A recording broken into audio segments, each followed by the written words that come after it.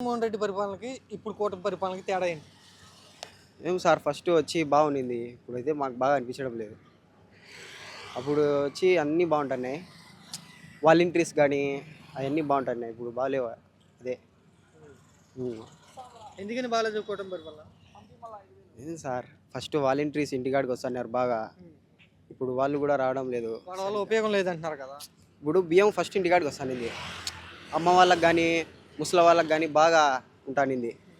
ఇప్పుడు స్టోర్ కాడికి పోవాల్సి వస్తుంది కదా, అందుకు అది నాకు నచ్చలేదు.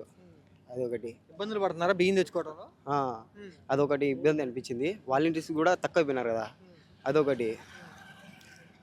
అంతే సార్. ఇంకా ఇంకా ఏ విషయంలో బాగాలేదు కూటమి మీకు? ఆ, ఇక ఇంకంతే. నాకు దాంట్లోనే కొంచెం ఇది అనిపించింది. మళ్ళీ మా అన్న గెలిచేస్తాడు, అది ఏం లేదు మాకు. ఎందుకని ఆ? ఎందుకని ఎట్లా గెలుస్తాడు? కూటమి ఉంది అక్కడ. ఓటమి ఉంటే ఏం సార్, మా అన్న సింగిల్గా వస్తాడు కదా. ఆ? మా అన్న సింగిల్గా వస్తాడు, ఎందుకు వస్తాడు? మంచి చేసినాడు. ఏమో ఒకసారి తప్పు అయిపోయింది, ఓడిపోయాడు. నెక్స్ట్ సారి మాకు గెలుస్తాడని మాకు చాలా గట్టి నమ్మకం ఉంది. రానివ్వు అంటున్నారు కదా వాళ్ళు. ఆ? రానివ్వు అంటారు.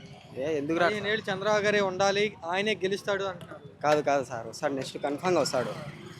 రావాలా జగన్ అన్న? పవన్ కళ్యాణ్ గురించి ఏం మాట్లాడతారు సార్? అంటే ఆయన ఏమంటారంటే జగన్మోహన్ రెడ్డి రాష్ట్రానికి విధ్వంసం చేశాడు, నాశనం చేశాడు అంటున్నారు ఆయన. ఏం చేయలేదు సార్, ఏం చేయలేదు.